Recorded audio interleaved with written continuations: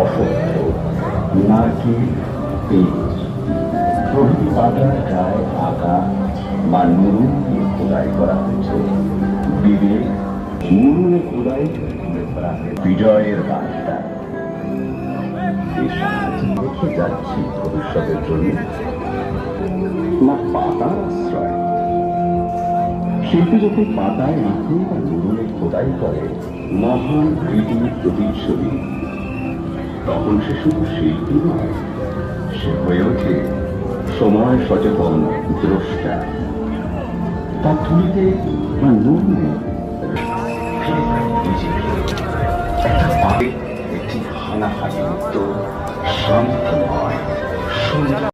আমরা আত্মার দিকে তাকাই, জন্ম আর ঝরে পড়ার মাঝে এই জীবনে যদি জেগে ওঠে সত্যিকারের উৎসব।